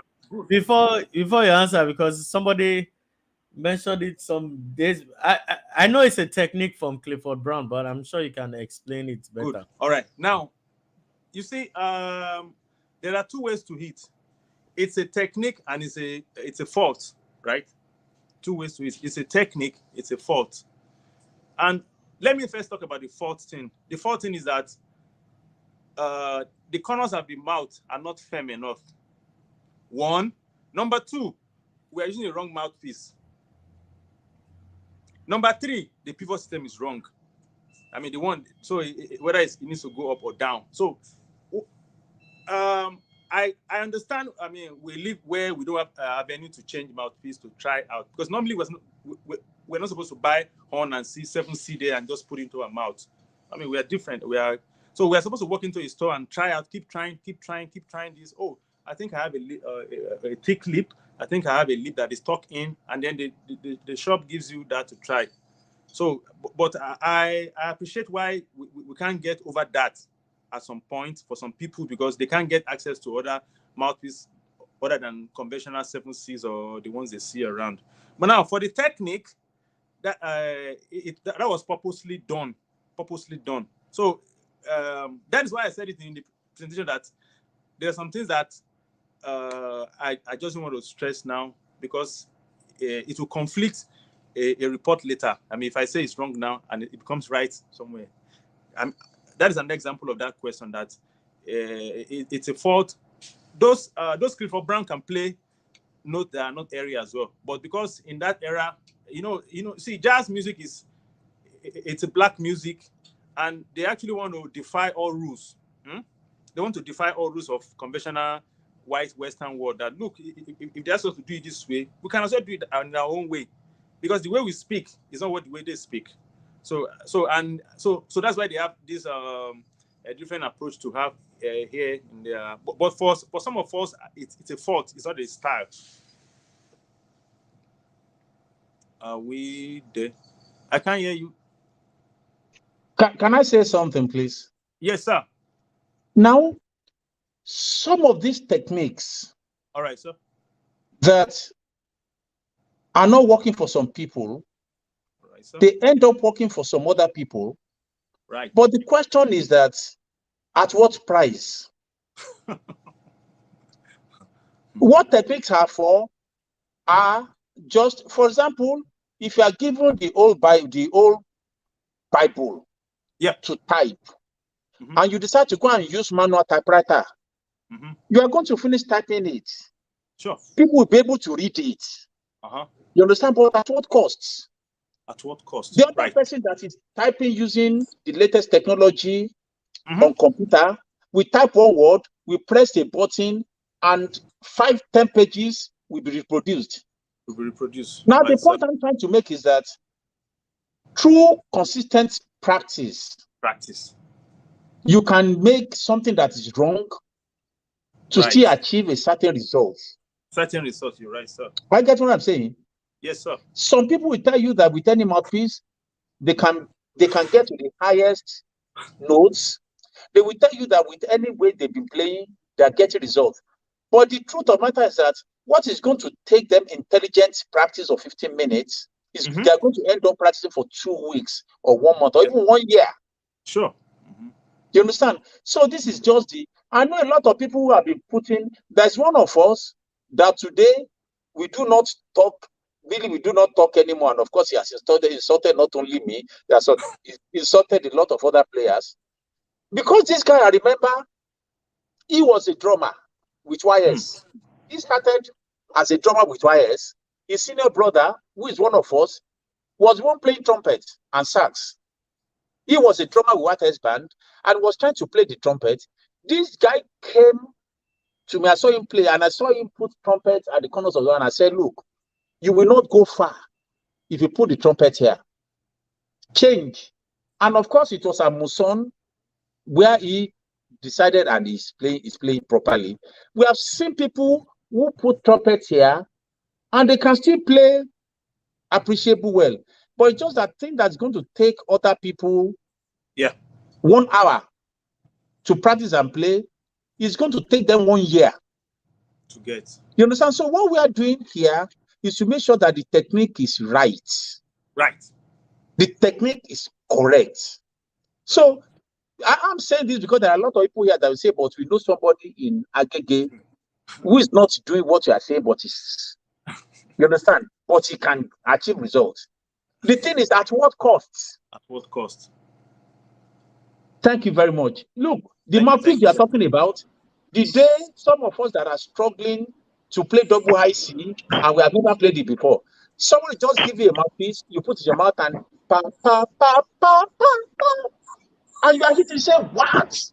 You are using strength, and some people will play, and every part of their body will swell up before they can get it. But with correct mouthpiece, you just play. Pa, pa. It's as if you're not doing anything. Sure. So this is why to learn all these techniques. They are really very good. So thank you very much. Thank you, sir. Okay, the next question is from Oluwasegun Ademola. You said something about tiredness of the lips. I'm mostly faced with this. What can I do to tackle it? Does bubbling my lips for some second help as I was led as I read from a book some years ago. So he's talking about buzzing the lips. Okay, now when he said tiredness of lips, every lips is bound to get tired. Every lips. It doesn't matter whatever you're doing. But within the space of a particular time, are you forcefully hitting a note your lips, your embouchure are not ready for? I mean, that's the first question. So most times we might conceive something here in our creative mind, subconsciousness, but we don't have the wherewithal. I mean, to get it right. So once we train ourselves to go and find it, fine, it comes up, but it comes up like President just said, at a price. That's the price. You've paid a price that you're not supposed to buy. So that is why it requires building range gradually, little by little. In stepwise motions, because once you get to a particular range, the muscles, the embouchure, the aperture get used to that. They are familiar with that. So once you experience tiredness of lips, you have done something wrong somewhere. The best thing is not about bubbling. I mean, we shouldn't be looking for a quick solution to fix that lips. We should take it off. I mean, take the horn off and rest for some while so that we can regain it back, because the bloodstream there will definitely need to, the fleshy part of the lips, the blood needs to go in there back and refresh. Because even the body itself, once you know the lips are tired, the veins, because you see, this is why actually we need to know about how our body works. You know, I said in that the trumpet responds to what the body is. So if you don't know what the lip is, and you have something in the brain, nervous system, and you want to do it, and the lips is not ready, sure, you will forcefully do it. It come at a price, and once it comes at a price, it robs you of other effort to get other things done. It's like you are using your arsenal so quick. I mean, let me use that in war front. I mean, you are using your arsenal, the best of your arsenals. You are using it so quick when the battle is still midway. So that is why it's always advised for us to take time to keep developing range by range, stage by stage, until the lips gets used to that. And then anytime your lips are tired, please, I would advise you to take it off and call it off for that moment after some while, because most times we don't even put rest into sessions. It's until we are tired, fatigued, we want to stop playing. I mean, it's not done anyway. All right. Okay, sir. Thank you very much. I'm sure you and Mr. President dealt with it extensively. The next one is from Victory, our own lady trumpeter, second lady trumpeter, because we have Anu here. So we have Dr. Victory Manuel. She's asking, how do we overcome inability to produce sound despite a good placement? What are the factors that contribute to this? Now, she said, despite a good placement. I mean, I don't understand, because once you say good placement, that means you are saying you are the right, I mean, you're having the right aperture set already. The firmness of the lips are there. I mean, the next thing that works is just the airstream to come. Once the airstream comes, you definitely get the sound. So it's that you're not getting a good placement. That's why it's not getting the sound. You can't be wrong here and right there, and you said you want it to be right there. I mean, it needs to be right from the placement before the air comes out. So most times I think people are concerned about the aperture. I mean, like I said, the aperture is the opening. You must find your own aperture first. Which one actually is the best point where my lips, the corners of my lips can be tight accurately? Because some people, once the aperture is wrong, a certain particular part of the lips of the corners of the mouth will be tight, the other won't be tight. So that is when you definitely have problems. So she should just take her time to find a right aperture, and also understand which one is it the upper one or the lower one that is going in, or which one is, because I have to keep making records to this pivot system. Sometimes people are just using the wrong pivot, and you're sending air inside. So once you send air in, it goes wrong direction. So once you go wrong direction, it's like you are aiming at the target wrongly. You can't get the desired result. And thank you very much. Can I answer that a bit also? Yes, sir. Please, sir. Now, at times, psychological effects too is important. Sure. That is why it is recommended that before you go and play anywhere, do your warm-ups well. Yep. Sure. Do your warm-ups well. The thing is, warm-ups will take care of a lot of things. Sure. Maybe you get to a point, and for example, some people that are always eager to show off that they can play, they get to a place, they see people that they thought couldn't play, and those guys are there playing fast, playing sensibly, playing up and down, and then fear. They put the trumpet in their mouth and notes will not come out. Some of us have gone through this in the past. You understand? You get there, you just see, like you are asked to come and play in an orchestra. You have not played before. You are asked to come and play amongst people that are seeing for the first time, and you hear them playing they are hitting the note, and you put the trumpet in your mouth and no sound come out. You play. It has happened before, even to me. The thing is, first of all, you take care of that psychological effect, and then you do enough warm-up at home. People that recommend warm-up, they are not stupid. When you wake up in the morning, you don't just thrust trumpet on your face and you begin to play. There are quite a number of people that they have a gig by 4 p.m. on a day, and they wake up, they have not even touched the trumpet. The first time they are seeing the trumpet is at that gig. The trumpet will disappoint you. You have to get at home. We have to sit down, do your warm-ups, get to know that instrument before you get out. You don't go out to play cold trumpet. I'm sure there are some other reasons that other people will mention. Sure, sir. All right. Oh, okay. You were going to say something? Yeah, quickly. I mean, just to add to that. And the very first thing, like I said about physiology, is most of us are not hydrated properly. I mean, we don't have water in our system. So once we don't have, we are dehydrated, the body is under tension. Now, once the bodies are under tension, sometimes they appear uncooperative, which we don't. I mean, we are not sensible of that most times. That sometimes it's like you want to do something from the psychological point of view, and the body is not responding. So definitely, like you said, on that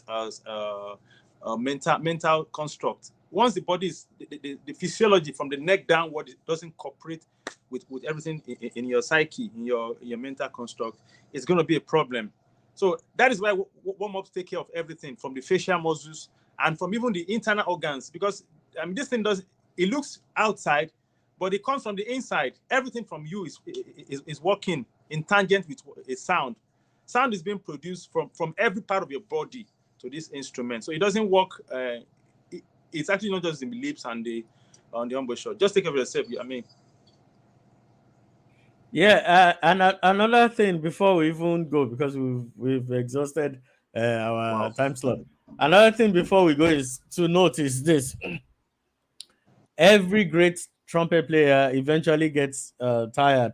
So I Sure. think, just like it has been stated earlier on, you need to plan your performance. Yeah. Know which one is more strenuous. That's your repertoire. Arrange your performances in such a way that you know, okay, this one will require more effort than this one. So you sort them out in that order. Then also understand your endurance level. How you, because I remember when I first started calling Nathaniel then to come, he was telling me, and then was already at his peak. This is Nathaniel. He was telling me that his neck, his head is always aching because he plays like 2 times everywhere. And already I was afraid. I said, "Ah, if this great guy on trumpet can be going through all this fatigue, then what am I doing?" But I'm not saying that to scare you, but I'm just trying to explain that. Sure, sure. One, secondly, another thing I learned the hard way is that if I don't warm up or practice anything, I'm not playing that tune. I'm not even all that one that they'll say, "Hey, trumpeter, come and perform." I don't do it if I've not warmed up or I'm not sure. The trumpet is the only instrument that is like a jealous housewife. Yeah. If you don't practice, it will disgrace you when you least expect. Expect. Yeah, when you Least disrespect. expect it to. The trumpet is the only instrument that can tell you for free that it will disgrace you if you don't practice. There's no two ways about it. It doesn't matter. Roy, what's the name of? Is it Ray Nichols? That's a former trumpeter that left the trumpet for some years. And I Yeah. watched the documentary of how many. It took him like 2 years to get back in form. Sure. This was somebody who was playing at the highest level. It took him 2 years of practicing and submitting himself to the process. I was like, Right. so everybody should get into the habit. Yeah. Practice is not something we should overlook. Okay, Yeah. I think we'll take Jumbo last because he just came in now. Wow. You're welcome, Oh, sir. thank you, thank you. So one of the things that we really don't talk about a lot in the part of the world where I come from is mental preparations. Yep. Everything that we have talked about is good. Of course, you have to warm up. If you don't warm up, I mean, there's a reason why if you watch soccer, if you're into football, before they even start the match, you see the players come up and run around because I mean I play soccer too. If you don't warm up, you're going to have muscle pull or something because your body. Warm up is a way of letting your body know that your system know that okay, I'm about to engage in something, so get ready. But there's something called mental health too, and emotional readiness, Sure. where you have to be ready for an event emotionally. If you're not happy, if you're going through a lot, you will realize that it affects the way you play. It affects your mental state too. So sometimes you have to I mean some like let me use this as an example. You are going through a lot at home. And that's we've even seen pastors, for instance, where they went to church, had a good service, and then go home to commit suicide. And it's because they've not taken time to go through processes. You have friends where you can talk to, man, I don't feel like this thing is bothering me, and I have an event, because before you know it, people start to hear those things from even your music, your playing. So I just wanted to throw this out there that after you've done all of that, also it's also it's also a thing to be ready mentally and Yeah. emotionally. Sure. Thank you. Thank you so much. And I said it there, 90%. If you remember in the presentation, I spoke about 90% of what? That 90%, there's 9% and there's 1%. That 90%, if you remember in the presentation, 90% takes care of your mental, your creative, your music appreciation. 9% is airstream, and 1% is just what you think we are talking about, which is the air, the horn, the tongue arch, the pivot we're talking about. So, I mean, all right, I think we've done justice to that about the 90% mental category, which is just Oh, the game thing. okay, sir. Yes, Okay, sir. sir. We've run out of time. Anu, lady trumpeter, do you want to say anything before we close out? Ah, Okay. why? So you're the only female on the live, and you're supposed to come and encourage everybody, and you chose not to speak. You don't want to inspire people today.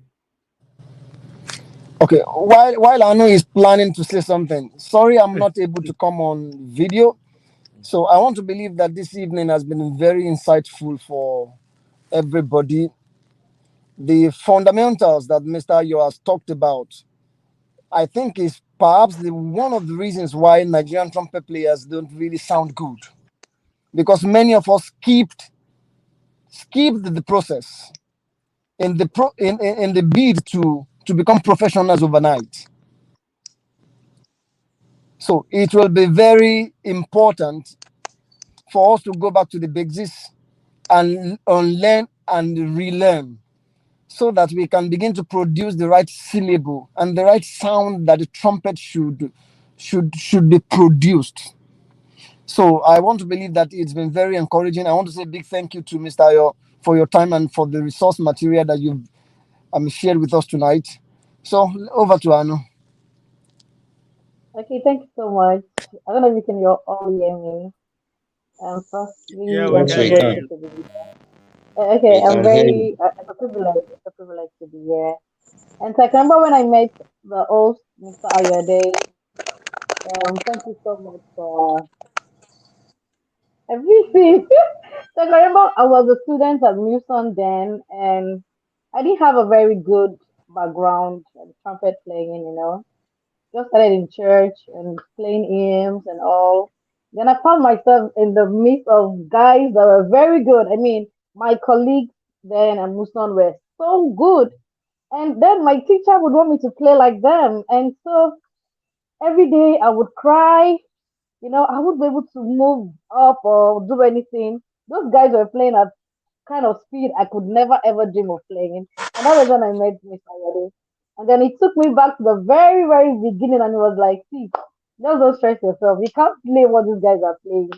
You've not been equipped for it and you just have to go back to the beginning. And so he took me back to the basics. It was very strange, I wasn't used to that kind of routine, because I was expected to play in a kind of way. I had recitals to do, but yeah, was I? My teacher didn't want to hear about my um. What's the right adjective to use now?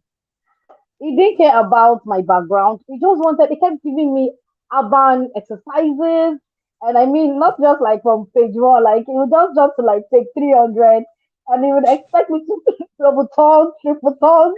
And here was I couldn't. My single tongue was not even there, and I was like, gosh, should I give up and run away from this?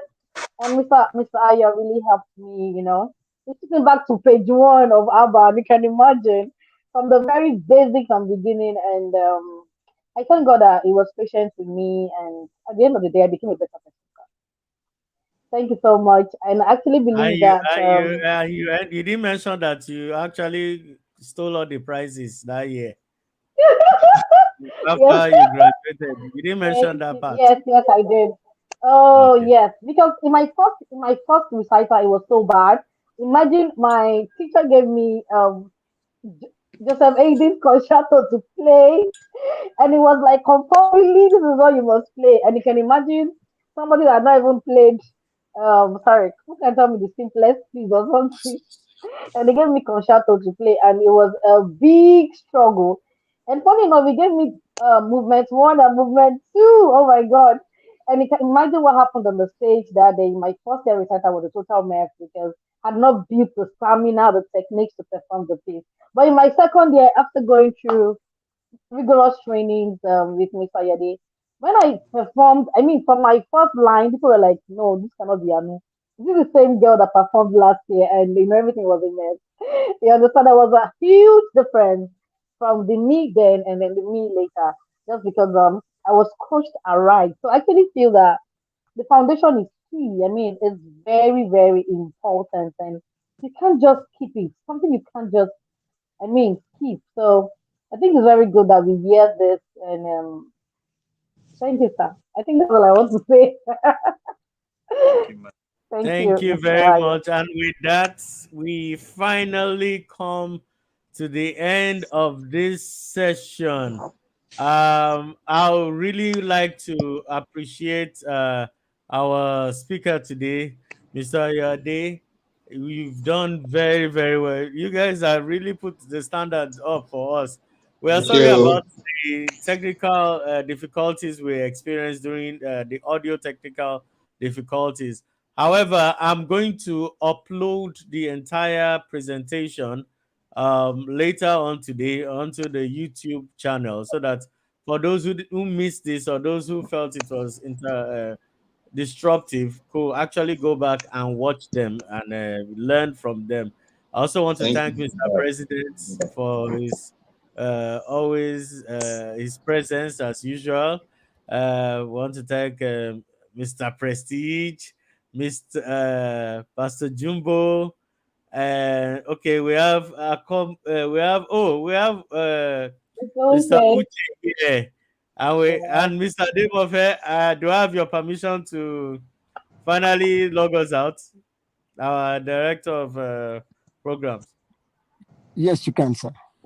Okay, so have a lovely day. In fact, if you have a question, because I see that questions are coming in, please post your. I'm going to end the live now. Post your questions on the YouTube page, the comment section.